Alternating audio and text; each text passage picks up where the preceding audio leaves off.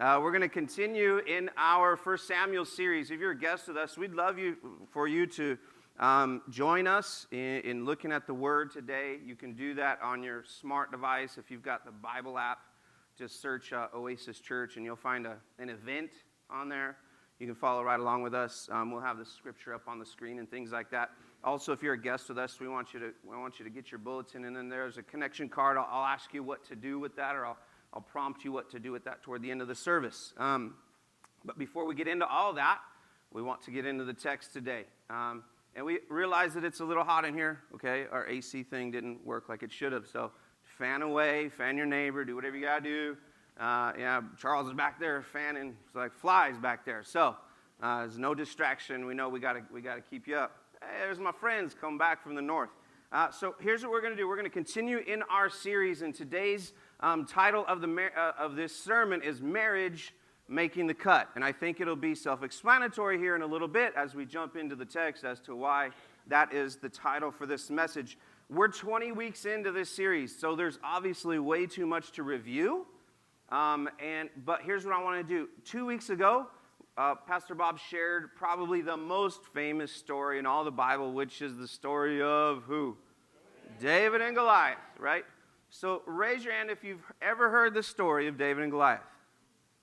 Probably every person in here, probably every person in America, because people on ESPN like to share that story, right? It's the underdog versus the Patriots, or you know what I mean? Like it's just shared constantly. So we looked at that story. That's a biblical story. That's not a fable. That's not a fairy tale. That actually happened. And so we looked at that story. And then last week, Pastor Bob shared the kind of aftermath of that, right? And talked about how Saul had already become jealous of David, and he's trying to kill David. And he chucks a spear at him, and it's just kind of this chaos happening and a friendship blossoming between Jonathan and David. And today what we're going to do is we're going to look at kind of a continuation of that David and Goliath story.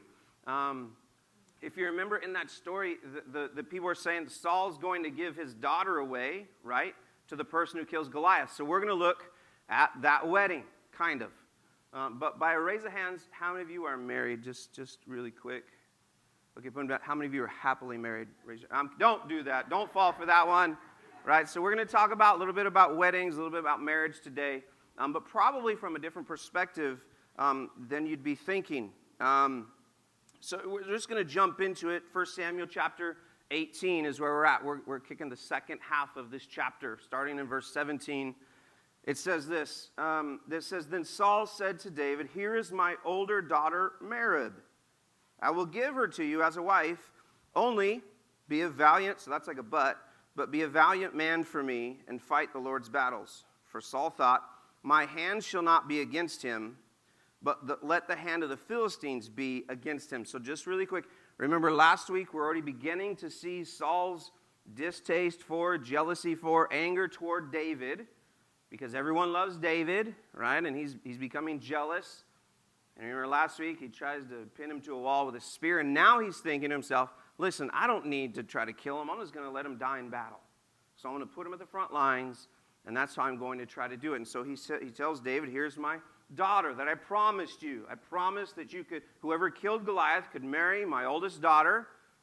And then some things happened. But here's what I want to do. I want to kick back 2 weeks ago to 1 Samuel chapter 17, because there are some other things that happen in that story, some promises that Saul made that he has not come through on. Look at what it says here. Chapter 17, verse 25. And this is before the fight, before David and Goliath fight. The men of Israel said, "Have you seen this man who is coming up, Goliath? Surely he's coming up to defy Israel," which he has. "And it will be that the king will enrich the man who kills him with great riches, and will give him his daughter, and make his father's house free in Israel."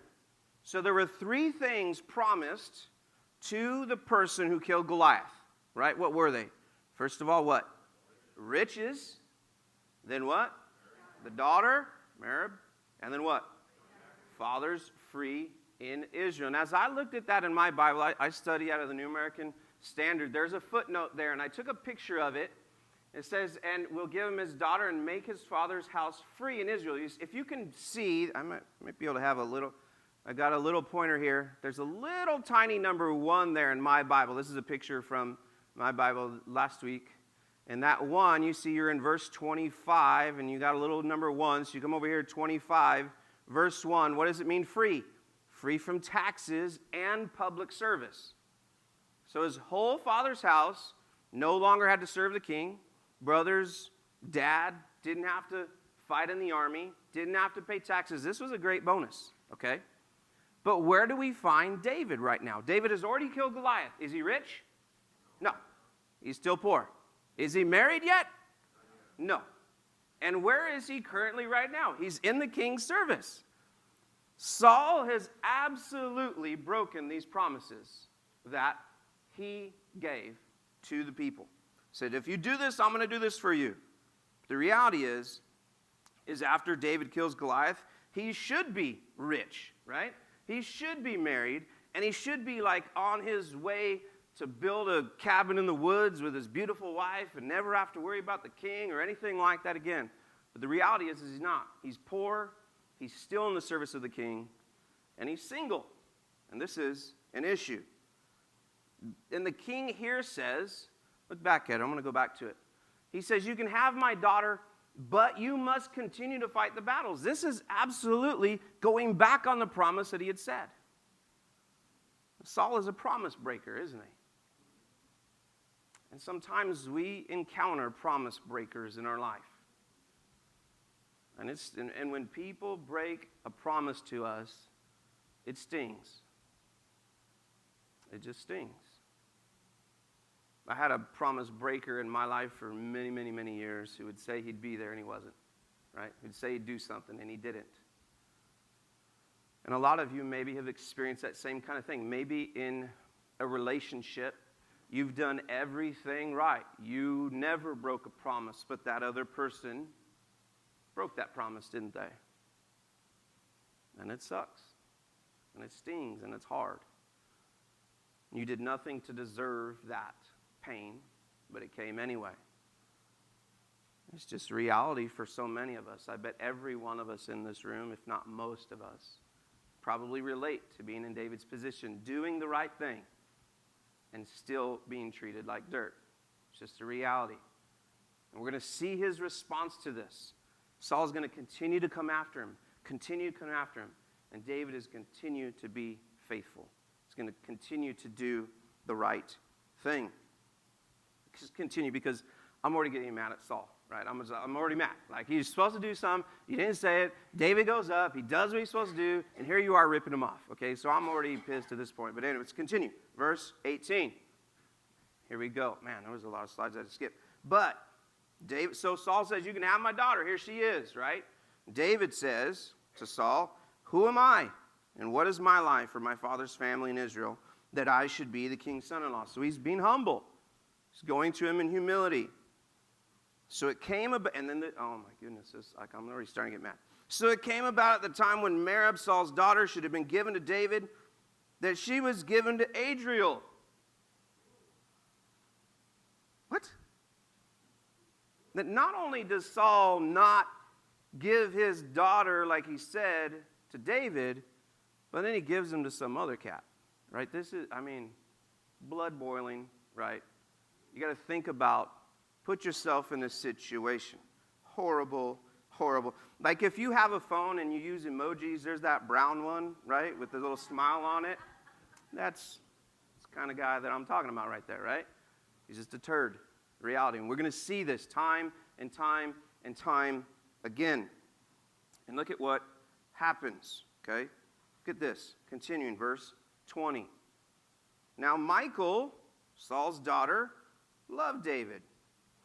And when they told Saul the thing was agreeable to him, Saul thought, I'll give her to him, to David, that she may become a snare to him. So Saul's using his daughter here. This guy, you cannot make this stuff up, okay? Saul's using his daughter to be a snare to David, and that at the hand of the Philistines may be against him. Therefore Saul said to David, for a second time, you may be my son-in-law today. So Saul is like, throwing it in his face. Oh, you could have been my son-in-law, but now you can again. I mean, he is just, he's insane. We already talked about this, that Saul is actually insane. And he's throwing this broken promise in David's face again. This is Saul's second attempt to try to get David killed out in the battle.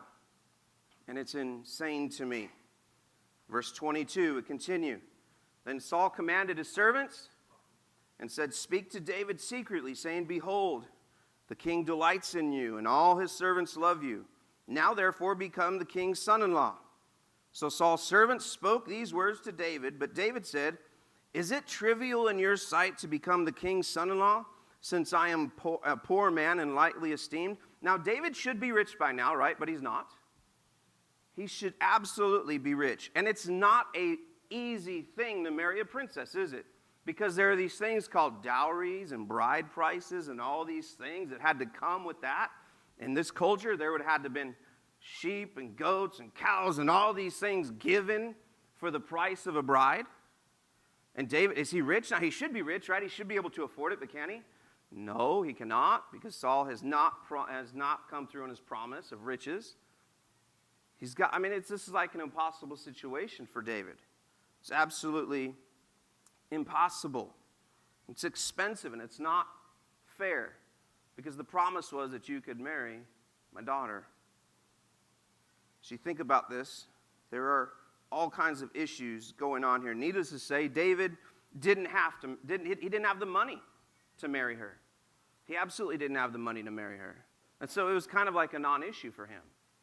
But Saul devises a plan, and this is where it gets really weird, okay? Saul devises a plan, continuing in verse 24. Says this, there we go. Verse 24.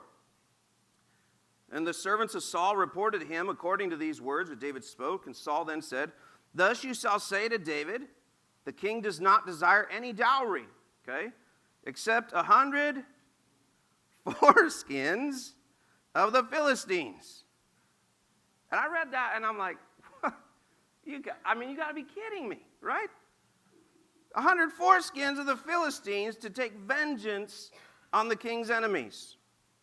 Now Saul planned to make David fall by the hand of the Philistines. And I'm thinking to myself, why in the world, right, do you want 100 foreskins? This makes no sense to me. Like, is he making a soup? What is he doing? Like, it's crazy to me as you think about this. Why? Of all the things you can request, why? Right? It makes absolutely no sense to me. If you know, like, we're talking about cutting things off of people, right? And if you remember 2 weeks ago, David goes to Goliath. He hits him in the head, and he falls down, and then he goes over, he stands over him and cuts what off? His head. And takes it all the way back to Jerusalem in a bag. Says he saves it there, probably puts it on a shelf. Look at what I did. And as I'm an inquisitive person, right? So this week I'm talking to people. What could he get heads? Like, if he asked for 100 heads, that's like a lot of weight to carry, right? And so 100 man parts is like a lot less to carry. So maybe that's why. I don't get it. I don't understand why. And then think about this for a second as well. Think about this for a second. There was probably David knew what was up. David knew, obviously David knew that Saul had already tried to kill him, and it's likely that David knows that Saul's just trying to put him in harm's way, right? He's just trying to put David in harm's way. And so David says, all right, let's try it. Let's do this. As I looked into this and got past the ridiculousness of this, right? I began thinking to myself and researching. I was like, okay, well, this would have been Saul's proof, right, that these were enemy soldiers. This should have been proof because circumcision was practiced by the Hebrews, by the Jews then. And so if you bring a man's uncircumcised undercarriage with you, and you drop a bag of them full. I mean, I cannot think about the whole process of how all this happened. It's crazy to me, but it would have been proof that these were not Hebrew men, okay? That's what we're talking about. Proof that these were the Philistines, and it was just kind of a crazy situation, which is why I titled this message, Marriage Making the Cut, okay? Let's continue. Let's see what happens. So David's like, 100 foreskins. That's what you want. It's like, I want to know what David and his men were thinking, what they were talking about on the way there. Like, what are we going to do here? Like, whose job was that, right? I'll kill him and you do the butchering or whatever. But continuing, verse 26, it says, when his servants told David, David told these words, remember, he's like, you can marry my daughter for 100 Philistine foreskins. This is a weird dowry, okay? It's absolutely, you cannot make this stuff up. And David to become king's son-in-law So when the servants told David these words, it pleased David to become the king's son-in-law. So David's like, yeah, I want to do it. I'm going to do it. Before the days had expired, David rose up and went, he and his men, and struck down how many? 200 men among the Philistines. Then David brought their foreskins, and they gave them in full number to the king. Can you imagine the king? He's not expecting to get a bag full of man junk, right? Like, he's not expecting that. He's expecting David to die and the situation to be over. And here comes in David with a big old sack, right, of nastiness, drops it at the foot of Saul to the king, and then it says, that he might become the king's son-in-law. So Saul gave him Michal, his daughter, for the wife. If you watch Jeopardy, this is the daily double, right? This is the daily double. This is the kind of guy that David is. He's the kind of guy that is going to go above and beyond always, right? This is the type of people that we ought to be as well, to go above and beyond. I wonder if this wasn't David's way, because surely he knew what Saul was trying to do. This was likely David's way of saying, nice try, bro, right? Like, you ain't got me. It's probably what's happening here. But David always goes above and beyond, and we're going to see that in this series as we continue.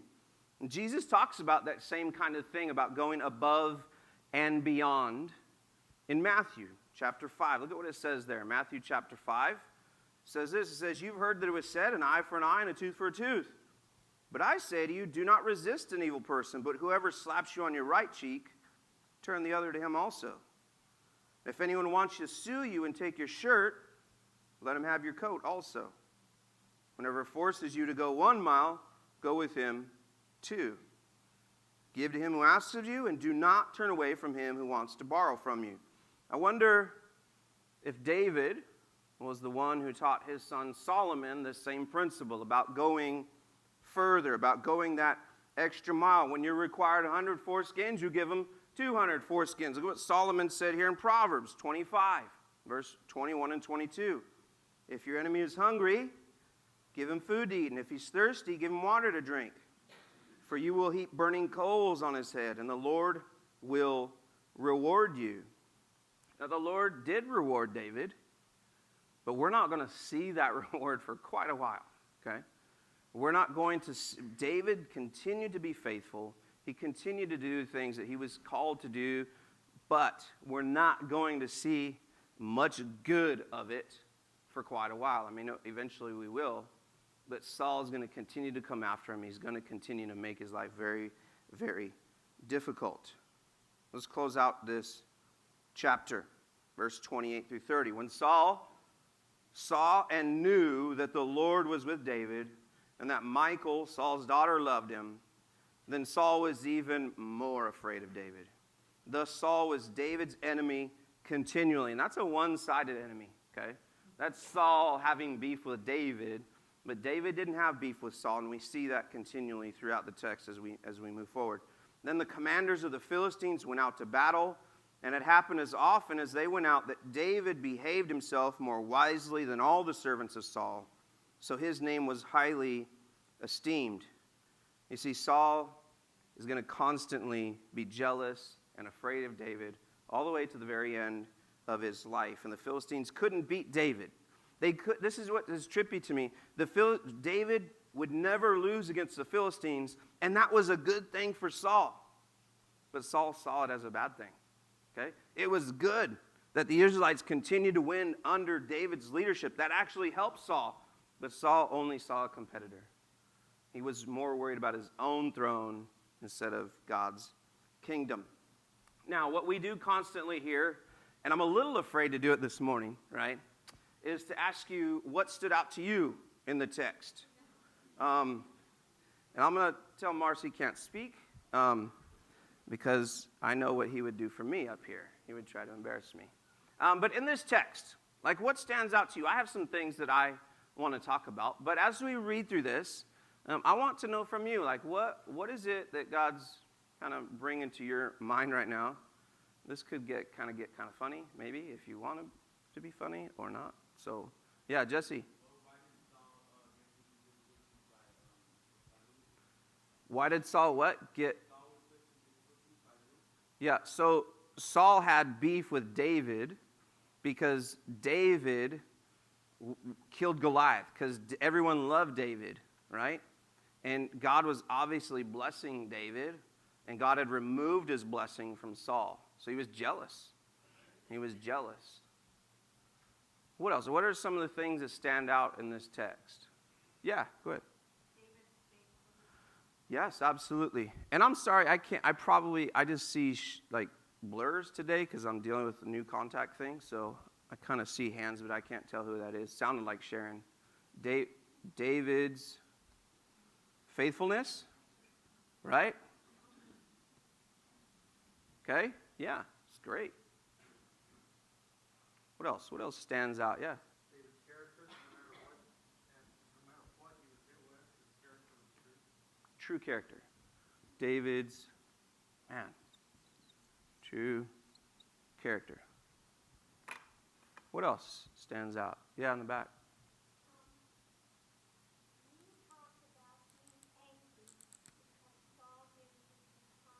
Yes.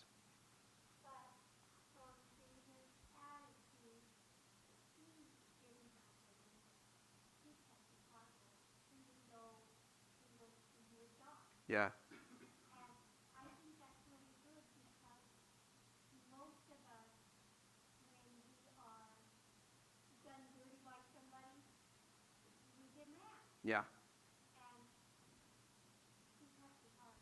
So if you didn't hear that, she said that although Saul kept playing dirty with David and was angry, and that was making me angry, right? I'm getting fired up about it. David did not. David did not retaliate. He continued to keep his eyes on the prize, continue to serve God and be faithful. I don't know how I'm going to say David didn't retaliate. That's just RT, retaliate, okay? Because I would never be able to spell that word. What else? Yeah. God's faithfulness in the situation, okay? God's faithfulness. That's the symbol for God shorthand. Yeah, go ahead.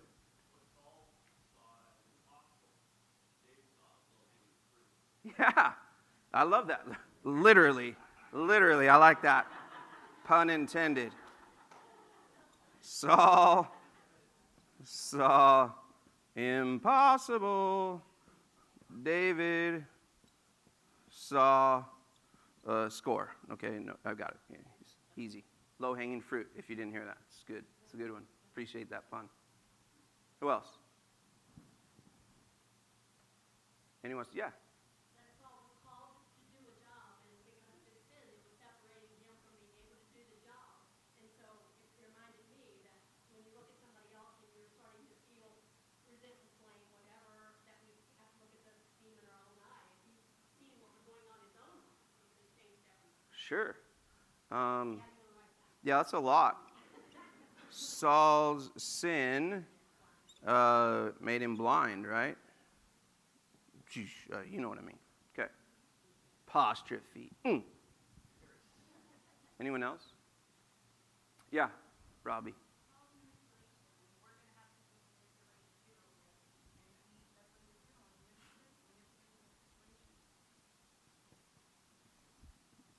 Did you get my notes today?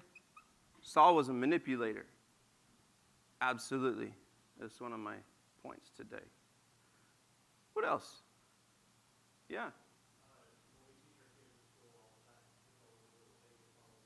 Golden rule? Absolutely.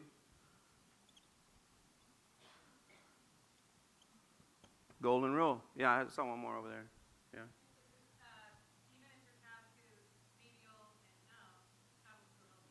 Yeah. Okay. God. Ooh, how do I say that? Menial tasks can equal big blessings. I don't know. You know. Yeah. Like. I mean, that task was not menial, but yeah. There. Yeah. I agree. Yeah, Sally.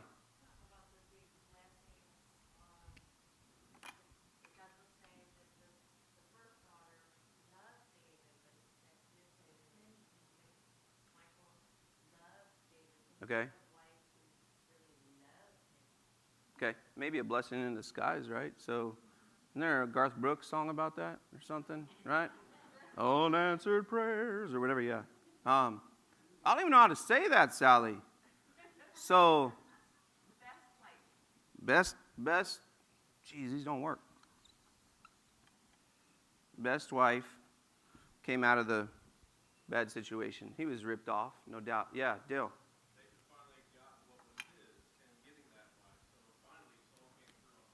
Oh, yeah. Oh, okay, yeah. Saul finally. Okay, whatever. You know what I mean. All right, let's move on because this is going to take forever. Y'all are good. Like I love this. I love this kind of talk. This is why I like this environment. However, taking those kind of notes is really horrible on that small of a page. Let me talk to you about a few things that stood out to me. And I told you a few weeks ago that I'm going to, for many weeks, contrast Saul and David. Okay, and that you're going to see that time and time again. And so if you have your notes or whatever, let's look at those. These are where your little fill in the blanks will be in your bulletin if you're into that kind of thing. And we're gonna constantly hear for at least three compare and contrast Saul and David. The first one is Saul broke promises, right? He was a promise breaker. But David fulfilled promises.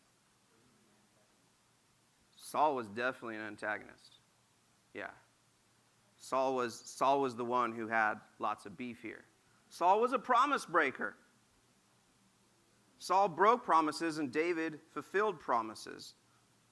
Saul would constantly do things that he said he wouldn't do and then not do things that he said he would do, right? I mean, this is the personality. This is the beast that David has to deal with. And it's interesting and powerful, like Terry said, that Saul's horrible behavior toward David did not make David retaliate, okay? Because David had made a promise to serve the king, and so he was going to serve the king.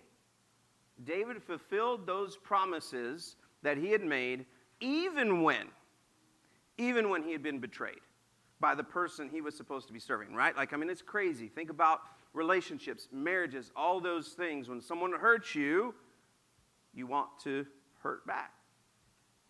It's like in our nature. David did not. David continued to serve Saul, even knowing that Saul was trying to kill him. I mean, that's serious. That's not like you wrecked my car, right? That's like he's trying to kill me. But I'm going to continue to serve him. And we're going to see this happen time and time and time again over the next few weeks. So the bottom there is don't be a Saul, right? Keep your promises. Don't be a Saul. Keep your promises. Look at the text here in Romans chapter 12. This is out of the Message. Don't hit back. Discover beauty in everyone. If you've got it in you, get along with everyone.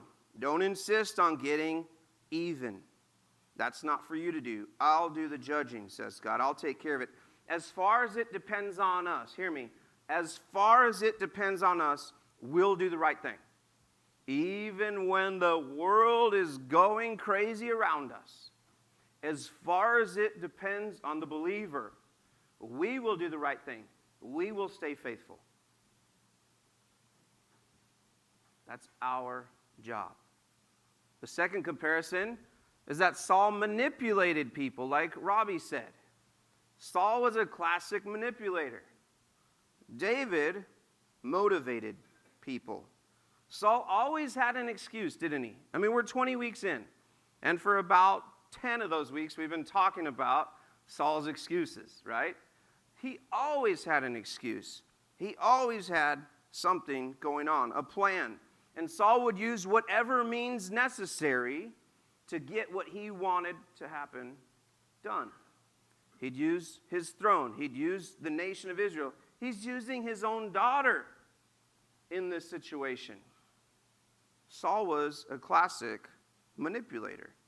David, though, was a motivator. David was motivating the people of Israel with his faithfulness and with his godliness and with his courage and with his integrity and the way that he loved the Lord. It was motivating people.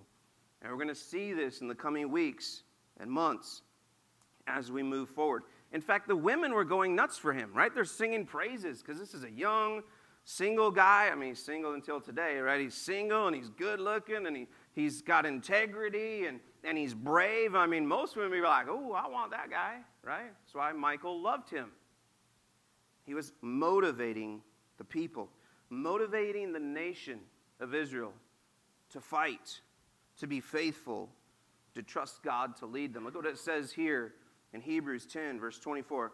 Let us think of ways to motivate one another to acts of love and good works. So don't be a Saul, okay? Don't be a Saul.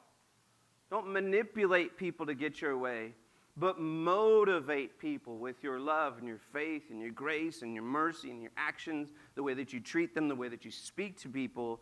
We need to be motivators of people and not manipulators of people.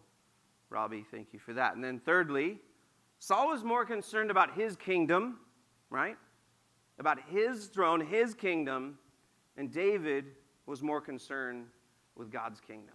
He had a kingdom focus, a God's kingdom focus, and Saul had a my kingdom focus. Saul was going to do whatever he could to hold on to that power that he had gotten, that he'd received. And this is very common in the world that we live in, right? People are going to do whatever they can to get that power, and then they're going to do what? Whatever they can to keep that power. That's how most people are, just the reality. And David was not that way, okay? God was ready to replace Saul with a man who was concerned with God's kingdom and not just a throne. Matthew chapter 6, look at here. Seek the kingdom of God above all else and live righteously, and he will give you everything you need. So don't be a Saul, okay? Don't be a Saul. Focus on God's kingdom, and he'll give you the things you need, and even, at least in my life, even a lot of things that I want. I shared this, many weeks ago, about how we had, in order to go to the ministry, we had to sell everything, like everything. House, cars, all those things, and God brought all those things back, all those needs back, and then even gave us a lot of our wants as we began to focus on God's kingdom instead of my own little career or whatever. So as you look at those things, worship team, you guys can come forward. As you look at those things, I want you to think about something for a few minutes, okay? How do we take a text like this and apply it to our life, okay? I want you to think about that. And I know some of you right now, you're like, all right, we're done, we're out of here. We're out of here 20 minutes early. No, you're not, right? Because we're only halfway through, and here's kind of why we're making some changes. Instead of us just giving some last final words and you walking out, I want you to take some time as we sing these songs to God, to take some time to pray and say, God, am I a manipulator or a motivator, right? Am I worried about my kingdom or your kingdom? I want you to work through some of those things and allow the Lord to kind of speak to your heart in the in the time of worship that we have. Instead of just bolting and talking to your friends and getting in the hot car and getting on with life. Okay?